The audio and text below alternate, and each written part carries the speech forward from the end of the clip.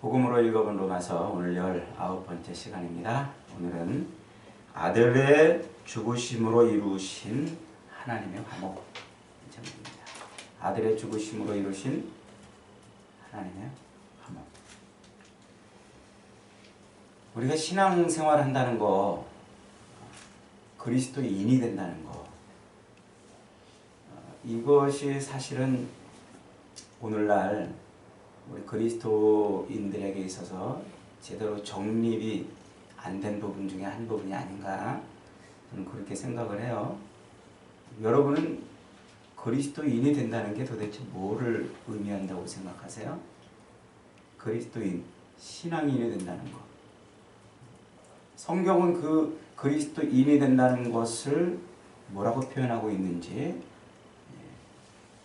우리는 어떻게 생각하고 있는지, 이 개념이 서로 너무나 먼 것 같아요. 지난 시간에 한 스님이 절을 박차고 나와서 교회로 왔다가 깜짝 놀랐다고 그랬죠? 뭐 절이나 교회나 별반 다를 게 없네. 그러다가 로마서 5장을 읽던 중 신앙생활은 이런 거구나 하는 것을 깨달았다. 간증을 제가 들었다고 한번 소개를 해드린 적이 있어요. 우리가 이제 신앙생활 하면 예수를 믿고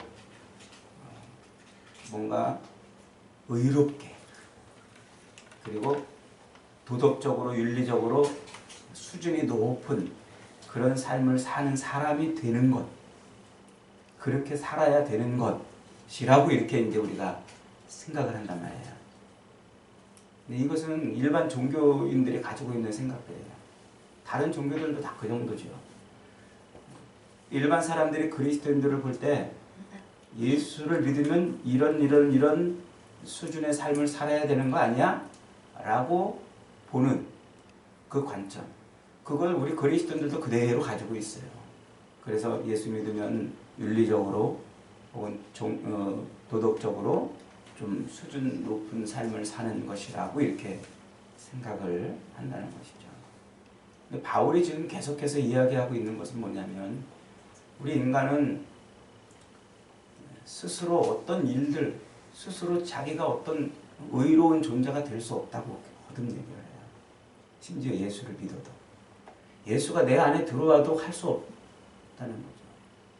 예수가 내 안에 들어와도, 여러분이 예수를 믿고 예수님을 영접해서 예수가 여러분 안에서 살아계셔도 여러분 스스로 의를 이룰 수 있는 게 아무것도 없단 말이에요.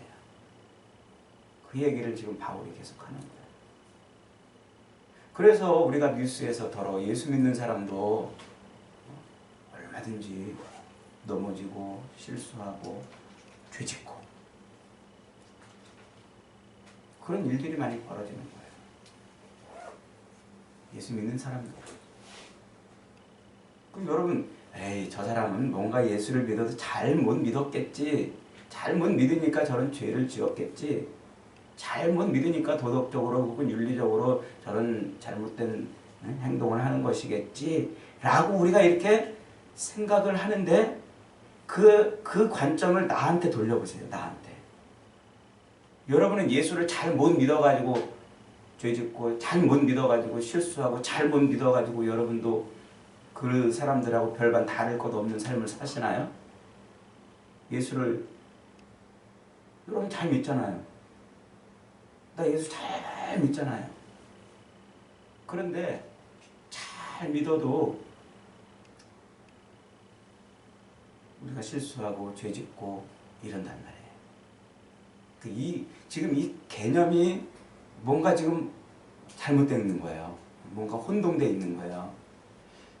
성경이 요구하고 바울이 지금 말하고 있는 그리스도인이 된다는 것과 우리가 그리스도인이 돼가지고 살아가는 삶의 어떤 자화상과 그 어떤 수준과 이게 지금 안 맞고 있는 거예요. 안 맞고 있는 거.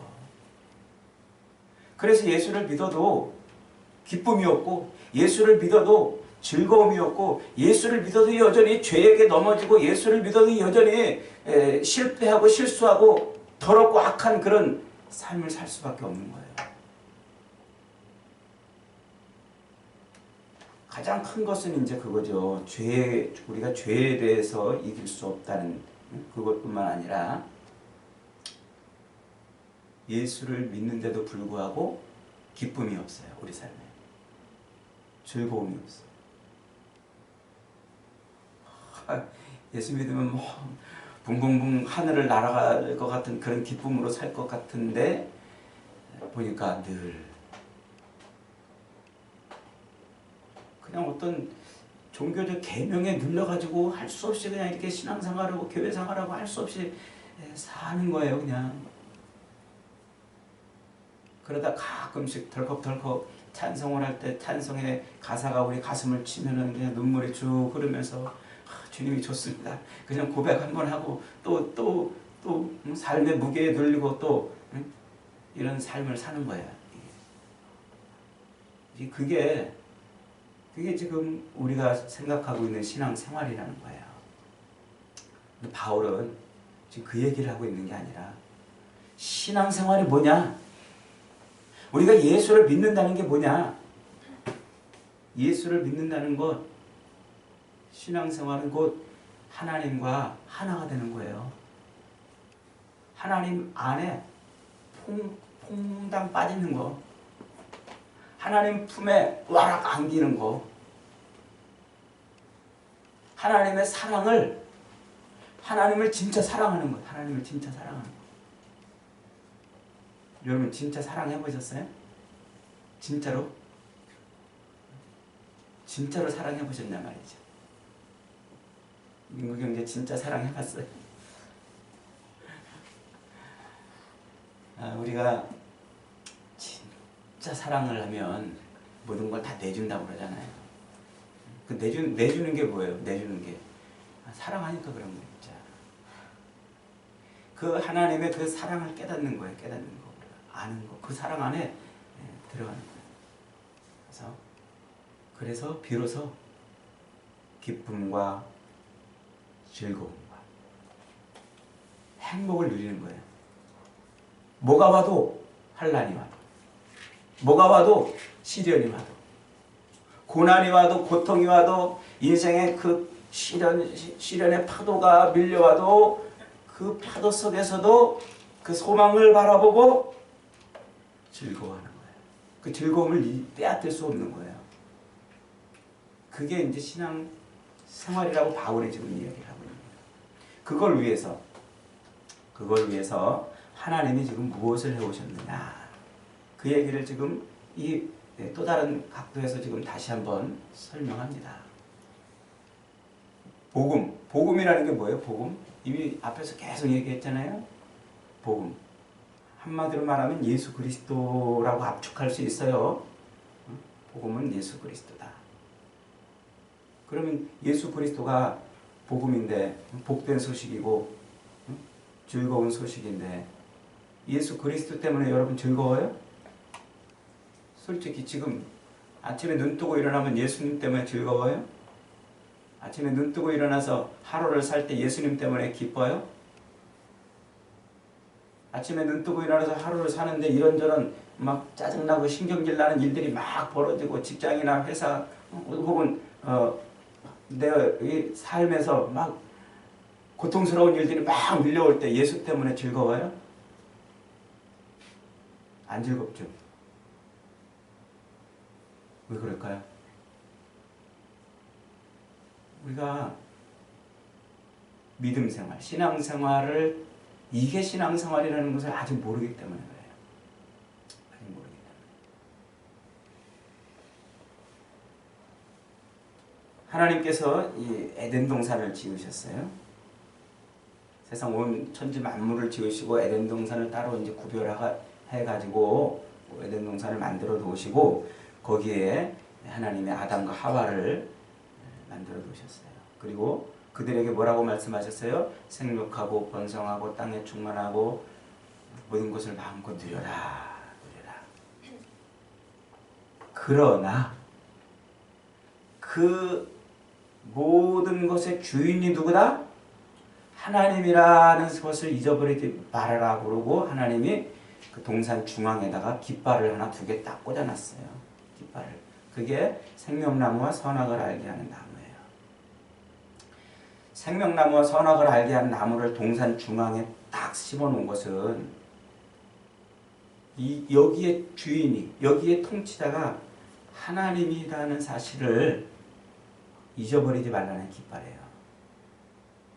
그래서 딱 동산 중앙에 세우는 거예요. 아담이 열심히 자기 삶을 여기 가서 살고 저기 가서 살고, 하와가 이리 뛰고 저리 뛰고 놀다가 자기 그 삶의 바운더리 딱 중앙에 딱 보면 뭐가 서 있어요? 생명나무와 선악을 알게 하는 나무를 보는 거예요. 늘 보는 거예요. 그걸 보는 순간 우리의 생명은 하나님께 있구나. 우리의 생명은 하나님께 있구나. 아멘? 그걸 아는 거예요. 선악을 알게 하는 선악을 알게 하는 나무를 딱 보는 순간 우리의 모든 이 이성과 지성, 이 오성은 하나님의 은혜 아래 살고 있구나. 이걸 보는 순간 아는 거예요. 근데 마귀의 유혹으로 그걸 걷어차버렸어요. 그 표지판을 걷어찬 거예요. 하나님의 은혜로 살고 우리가 행하는 그 모든 것은 하나님의 그 은총, 그 생명을 하나님이 주시기 때문에 우리가 살고, 우리가 행하는 그 모든 것은 하나님의 은혜의 빛 아래에 있다는 것을 이 표지판으로 늘 알면서 하나님을 경외하며 살아야 되는데, 그걸 걷어찼으니까 자기 삶에서 하나님을 몰아낸 거예요. 그게 타락이고 그게 범죄예요. 그게 죄란 말이에요. 내 삶의 바운더리에서 하나님을 몰아낸 거예요. 걷어차버린 거예요. 하나님이 선악을 알게 하는 나무의 열매를 따먹지 마라 라고 말씀하신 게 뭐예요? 이게 법이잖아요. 법. 그게 하나님의 법이에요. 그래서 아담과 하와는 그 생명나무, 선악을 알게 하는 나무의 열매를 안 따먹음으로써 하나님의 그 법에 순종하고 하나님의 통치 아래 사는 거죠. 근데 그걸 걷어차버렸으니까 하나님의 통치를 거부한 거예요. 너희가 이 땅에서 누리고 있는 이 모든 것의 소유권은 나한테 있다.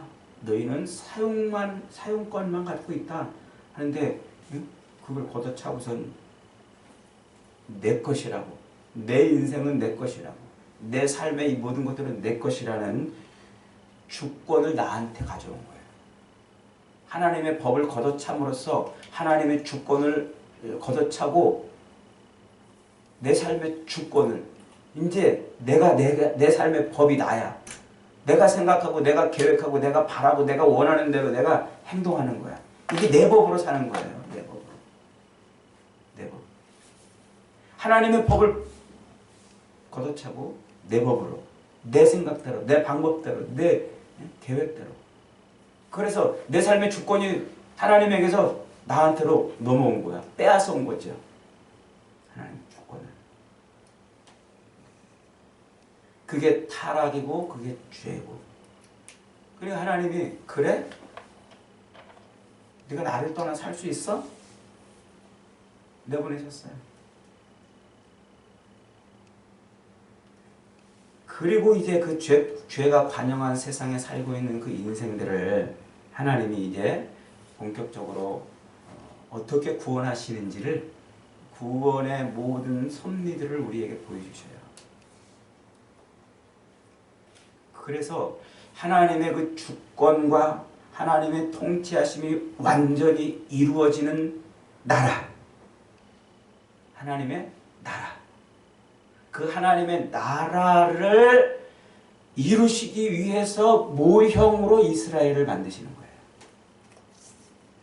하나님의 그 완전한 통치하심, 하나님의 그 완전한 주권이 서 있는 그 나라를 만드시기 위해서 그 모형으로 이스라엘이라는 나라를 하나님이 만들어 놓으세요. 그래서 처음에 누굴 불러요? 아브라함을 부르잖아요. 하나님의 백성은 하나님이 부르시는 거예요. 그리고 그 아브라함을 통해서 하나님이 자손을 주세요. 아브라함이 그 자손을 얻는데 보탠 게 뭐가 있어요? 아브라함이 하늘의 별처럼 많은 자손을 만들어내는데 아브라함이 보탠 게 있나요? 아무것도 없어요. 하나님의 전적인, 그게 이삭을 주심이잖아요. 100세에 이삭을 얻고, 그리고 그 이삭의 아들 야곱과 에서, 그들을 통해서 민족을 이루시잖아요. 여러분, 야곱이 몇 명의 부인을 뒀어요?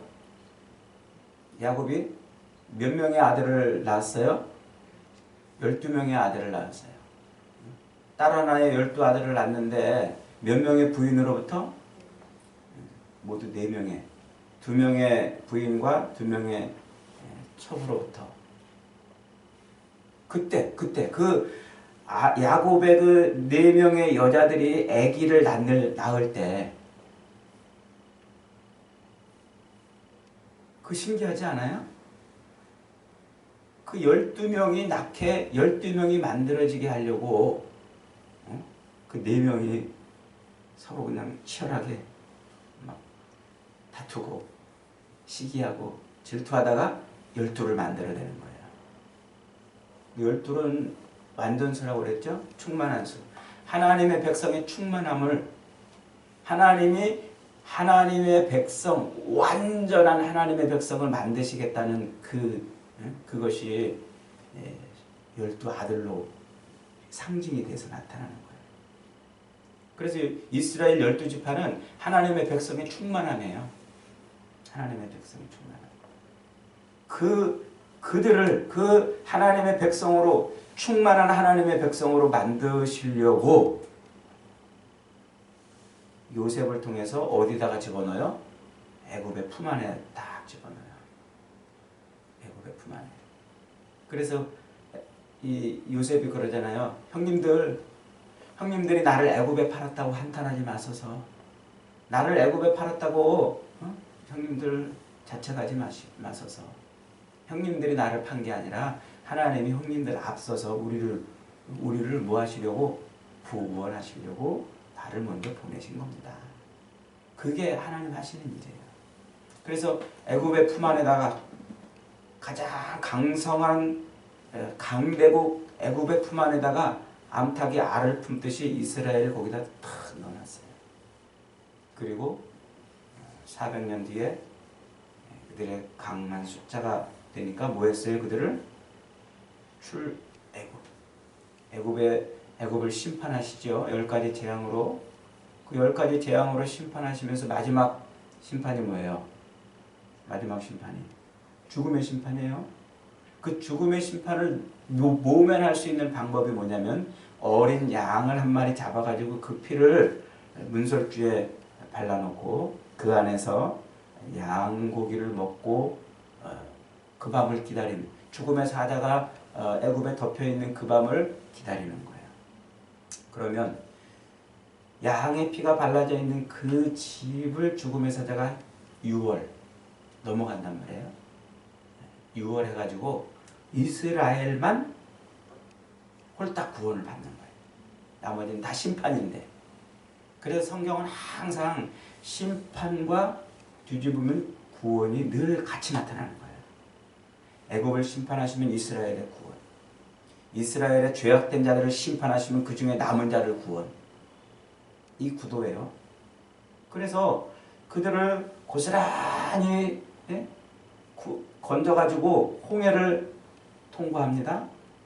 그리고 가나안 땅으로 이제 들여보내시죠.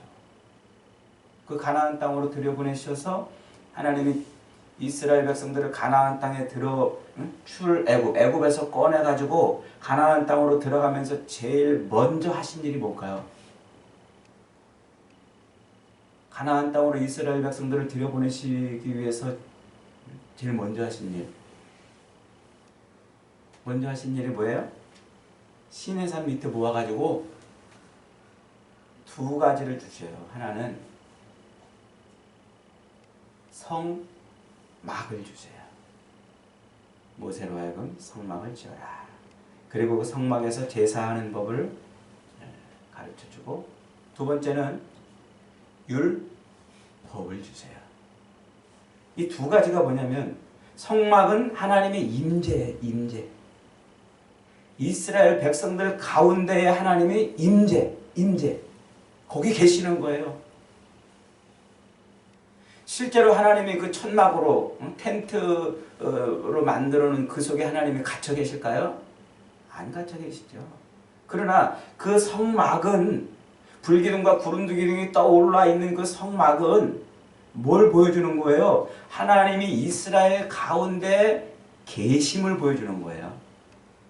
그게 생명나무와 선악을 알게 하는 나무처럼 표지판이란 말이에요. 이스라엘 가운데 표지판. 애굽에서 나올 때 이스라엘 백성들이 약 한 300만 명쯤 나왔다고 그러죠. 어떻게 추산된 숫자냐면 남자만 한 60만 명쯤 나왔다고 그랬어요. 그러니까 그 20살부터 60세까지 남자만 한 60만 명이에요. 그럼 결혼 정년기, 결혼할 나이, 가정을 가진 나이니까 부인들을 하나씩 덧붙이면 금방 120만 명이 돼요. 그러면 애들도 있을 거 아니에요. 요즘처럼 뭐 일가족, 일애들 아니고 두세 명, 많으면 대여섯 명씩 줄줄이 낳았다고 치면 그 애들 20세 이하의 애들하고 60세 이상의 노인들하고 그렇게 숫자를 120만 명의 애들하고 노인들을 더하면 약 한 250만에서 300만 명쯤 된대요. 그러면 그 정도 되는 숫자가 광야로 쏟아져 나와가지고 아파트 짓고 살았어요? 천막 생활했잖아요. 천막, 그죠? 텐트 치고. 그 천막 생활을 할 때, 그 텐트 치고 천막 생활을 할 때, 그 천막촌, 이스라엘 천막촌의 그 넓이가 어느 정도나 될까요? 넓이가. 우리 강남구가 68만 명이에요, 인구가. 어마어마하죠? 이 강남구도 상당히 넓잖아요. 자, 여기 어디 압구정도 저 끝자락에서부터 저 수서 끝자락까지 얼마나 될까? 아마 이제 학자들이 추측해보기로 우리 서울 면적의 거의 한 3분의 2 정도 되는 그 정도 공간에 천막 생활을 했을 것이라고 이렇게 추측해요. 이제 그 5인 가족 텐트 한 동 치고 또 옆에 또 치고 이걸 이제 그 공간을 계산해 보면은 공간적으로 그 정도 나온다는 거예요. 그러면 그 이스라엘이 머물렀던 그 광야가 시내산 그 광야가 평평하게 아스팔트 탁탁탁 깔려가지고는 쫙 여기서부터 쫙 끝까지 한눈에 착 들여다보이는 그런 곳일까요? 아니죠. 언덕도 있고 계곡도 있겠고 울퉁불퉁 높은 데도 있겠고 낮은 곳도 있겠고 그러다 보면요 안 보여요. 요만큼만 떠나가도 요만큼만 멀어도 옆 텐트가 안 보일 수 있어요. 뭘로 통제해요? 그 천막에 있는 이 300만 명이나 되는 이스라엘을 뭘로 통제할 거예요? 방법이 없어요. 지금처럼 무선 마이크, 동민 여러분, 이럴 수 없잖아요. 그죠? 그래서 하나님이 이스라엘 그 천막촌 한 가운데다가 뭘 세워놨어요? 성막을 세워놓고 불기둥과 구름기둥을 띄워놓으신 거예요. 어디서든 보이게. 하나님이 여기 임재해 계시는 거예요. 임재. 그리고 법을 주세요. 율법. 그 율법을 지킴으로써 하나님의 통치 아래 있다는 것을 깨닫는 거예요. 그 율법을 지켜가지고 의로워지려고 그러는 게 아니라 그 율법을 지켜가지고 뭔가 수준 있는 내공을 쌓는 그런 능력 있는 인간이 되게 하기 위한 게 아니라 그 법을 지킴으로써 그 통치 아래에 있는 거예요. 여러분이 대한민국에 무슨 법을 잘 지켜가지고 무슨 내공이 있어가지고 무슨 뭐든지 막 해내는 그런 능력 있는 사람이 돼요? 법은 그런 게 아니에요. 그런데 마치 이 바리새인들은 율법을 지키면은 상당한 무슨 신앙의 내공을 갖고서 하나님이 기뻐하는 어떤 수준의 사람이 될 것처럼 생각한단 말이죠. 그게 아니라는 거예요. 그 법을 지킨다는 것은 그 하나님의 통치하심에 무릎 꿇는다는 얘기고 그 권위 아래 복종한다는 얘기고 하나님의 주권을 인정하는 거예요. 그래서 우리 대한민국의 법을 우리가 지키는 것도 대한민국의 주권을 우리가 인정하는 거잖아요. 그리고 그 성막 앞에 나오면서 우리가 지은 그 죄 때문에 제사를 드린단 말이에요. 그 제사는 뭐를 우리에게 하나님이 뭐를 우리에게 가르쳐 주는 거예요? 우리가 죄인이라는 사실을. 하나님의 용서하심이 한순간도 없으면 그 죄에서 벗어날 수 없음을 그 제사를 통해서 날마다 경험하고 고백하는 거예요. 그 제사를 통해서. 제사를 드리면 내가 의로워지는 게 아니잖아요. 그 한 번의 제사로 내가 의로워졌다면 왜 다음에 제사를 또 드려요? 그 한 방의 제사로 내가 수준 있는 사람이 됐다면 다음에 제사를 또 드릴 이유가 없잖아요. 그 제사는 매번 드려야 돼요. 매번. 하나님이 용서하지 않으면 우리는 이 죄를 벗어낼 것이 방법이 없고 죄 껍데기 안에서 갇혀가지고 질식해 죽는 거예요. 그걸 하나님이 제사를 통해서 그 성막에 나와서 자기 죄 때문에 짐승을 끌고 와가지고 동물을 끌고 와가지고 그 동물을 잡아 죽임으로써 하나님의 용서하심, 죄를 용서해 주시고 용납해 주시는 그 하나님의 용서하심을 거기서 경험하는 거예요. 어디에서? 하나님의 성막, 임재 안에서. 하나님의 임재 안에서 죄 용서함을 경험하고 하나님의 우리를 살리신 하나님의 그 놀랍고 크신 은혜와 은총에 감사하는 거예요. 이게 이스라엘 백성들이 하나님이 이스라엘 백성들을 꺼내가지고 광야와 가나안 땅에 심어놓으시면서 주신 거예요. 그러니까 이스라엘 백성들은 넓은 자기 삶의 바운드에서 이렇게 살고 저렇게 살고 이리 뛰고 저리 뛰고 살다가 항상 불기둥과 구름 기둥이 떠오르면 그걸 보는 순간 하나님이 내 삶의 통치자구나. 하나님이 내 인생의 주인이시구나. 하나님의 은혜가 아니면 내가 이 죄를 벗어낼 방법이 없구나. 그걸 고백하며 죄 속에 살면서도 하나님의 그 은혜를 바라보고 이기는 거예요. 고난 속에 살면서도 하나님의 그 은혜를 바라보며 이기는 거예요. 고통 속에 살면서도 하나님의 그 은혜를 바라보며 승리하는 거예요. 하나님이 주권이 나를 쥐고 있기 때문에 능력의 팔이 나를 쥐고 있기 때문에. 그래서 에덴 동산에서 그 에덴 동산이라는 삶의 바운더리 딱 중앙에 그렇게 하나님이 선악을 알게 하는 나무 생명나무를 세워놓으심으로 하나님의 통치하심을 보여줬는데 그 주권을 걷어차버리고 내 인생은 나의 것이라는 하나님의 주권 대신 내 주권을 가지고 살았던 그 죄를 여기서 하나님이 벗겨내시고 건지시는 거예요. 이스라엘을 통해서. 그 성전을 통해서. 성전. 그래서 성전은 하나님의 임재의 상징이에요. 그런데 이스라엘이 어떻게 했어요? 그 성전을 통해서 하나님을 만나기보다는 다른 이방인들이 그러는 것처럼 자기 신 앞에 나가서 비나이다 비나이다 그러는 것처럼 성전에서 그저 비나이다 하나님 나 먹고 사는 문제 해결해 주세요. 하나님 이 문제도 해결해 주시고 저 문제도 해결해 주세요.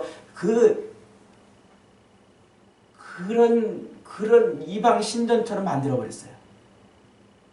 하나님의 주권과 통치 아래 그 은혜 아래 살고 있는 그 어마어마한 은총의 장소를 하나님의 그 임재하심의 그 장소를 그거를 이방 신전처럼 만들어버린 거야. 하나님이 자기 삶의 문제를 당장 해결해 주지 않고 아파트 당첨되게 해달랬더니 안 당첨시켜줬어. 자식 대학 보내달라 했더니 똑 떨어졌어. 병 낫게 해달라 했더니 안 나은 거야. 그러니까 우리 하나님이 효염이 떨어졌나 보다. 능력이 좀 사그러졌나 보다. 거기다가 이방 효염 있는 능력 있는 이방 신상을 갖다가 넣는 거야. 하나님의 그 거룩한 임재 안에 하나님을 점점 몰아내는 거죠.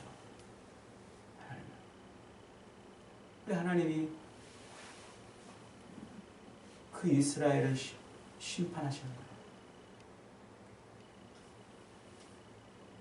그걸 뒤집어 엎으시는 거예요. 그래서 이제 사람의 손으로 더럽힐 수 없는 영원한 완전한 성전을 이 땅에 세워놓으세요. 그분이 누구예요? 그 완전한 성전이 바로 예수란 말이에요. 그분이 예수님이에요. 사람의 손으로 더럽힐 수 없고 사람이 어떻게 능멸할 수 없는, 거기다 더 이상 우상을 갖다 놓고 하나님을 내쫓을 수 없는 완전한 성전이신 예수 그리스도가 이 땅에 오시는 거예요. 그 일을 하신 거예요, 하나님. 그래서 그리스도 예수님이 성전이란 말이에요.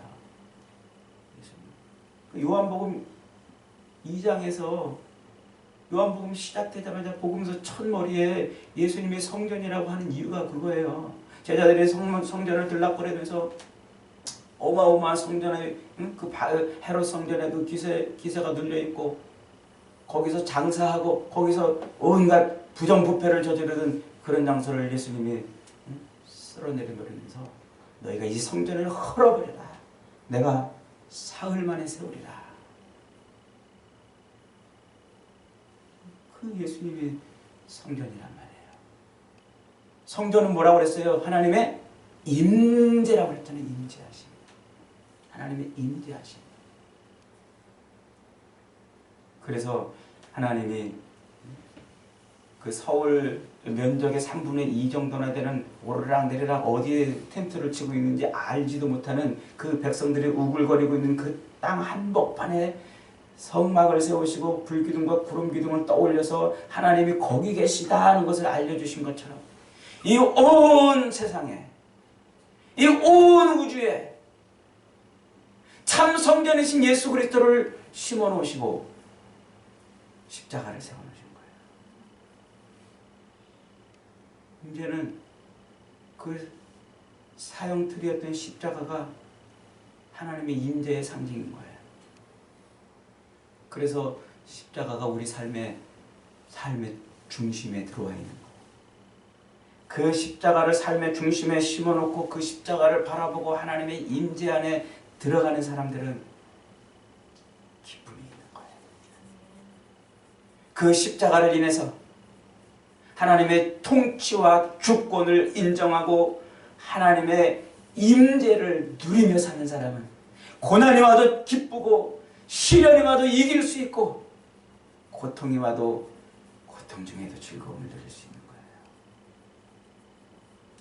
그 십자가를 하나님이 만드시기 위해서 스스로 아들이 되사 스스로 육신을 입고 이 땅에 오셔서 그 십자가에서 피 흘려 죽으신 거예요.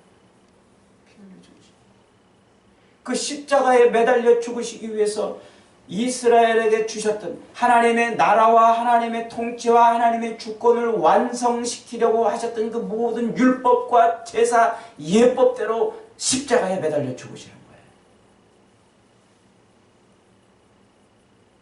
하나님 스스로가 그 모든 법을 그대로 순종하고, 그래서 지난주에 어떤 왕 얘기했잖아요. 왕이 공의와 정의를 부르짖는 왕이 자기 어머니가 법을 어기니까 어떡하나 이렇게 백성들이 쳐다보고 있는데 어겼으니까 법대로 해라 해놓고 가서 스스로 어머니를 부둥켜 안고서 그 매를 다 맞은 거예요. 하나님이 그러신 거예요. 저와 여러분을 구원하시기 위해서. 이게 바로 하나님이 이루신, 아들을 죽이심으로 이루신 하나님의 화목하심이에요. 그래서 그 화목이라는 건 뭐라고 그랬어요? 로마서 5장 처음 시작할 때 유튜브에 설교 다 있으니까 다시 들어보세요. 화목이 뭐라고 그랬어요? 화평, 평안, 에이레네. 하나님이 와락 우리를 껴안고 있는 상태라고 그랬잖아요. 하나님 품 안에 있는, 하나님 품 안에 있는 상태. 에덴 동산에서 하나님 품 안에 있다는 것을 잊어버리지 말라고 그 표지판을 세웠는데 그걸 걷어차고 하나님 품을 뛰쳐나갔던 그 죄악된 인생을 다시 하나님은 우리를 품어주시는 거예요. 여러분, 예수 그리스도를 믿는 순간 여러분들 하나님의 품 안에 들어온 줄 믿으시기 바랍니다. 예수 그리스도를 믿는 순간 여러분들은 하나님이 부둥켜 안고 있는 인생인 것을 확신하시기를 바랍니다. 이게 우리 신앙의 진수, 이게 우리 신앙의 핵심이에요. 하나님이 우리를 품어주신 거죠. 무슨 종교적인 어떤 행위를 해야 우리가 구원을 받고, 우리가 무슨 어떤 율법을 지켜야 우리가 무슨 이게 아니에요. 그냥 하나님 품 안에 그냥 팍 계세요. 그리스도 예수가 매달려 죽으신 그 십자가, 그것이 하나님이 우리와 화목하게 하신, 우리를 와락 부둥켜 안게 하시려고 하시는 그 놀라운 하나님의 역사하심을 믿고 아멘 하면 우리 하나님의 품 안에 있는 거예요. 우리 삶의 바운더리에 십자가가 높이 서 있다는 것은 하나님이 우리 삶의 통치자이심을 고백하면서 걱정하지 마세요. 여러분 삶의 십자가가 세워져 있으면 두려워하지 마세요. 여러분 삶의 중심에 십자가가 분명하게 서 있으면 염려하지 마세요. 불안해하지 마세요. 걱정하지 마세요. 두려워하지 마세요. 하나님이 우리를 품고 있는데요.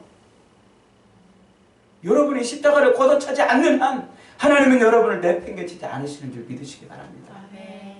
사랑하는 여러분, 하나님은 아들을 그렇게 죽이심으로 우리를 와락 품고 우리와 화목하게 되셨어요.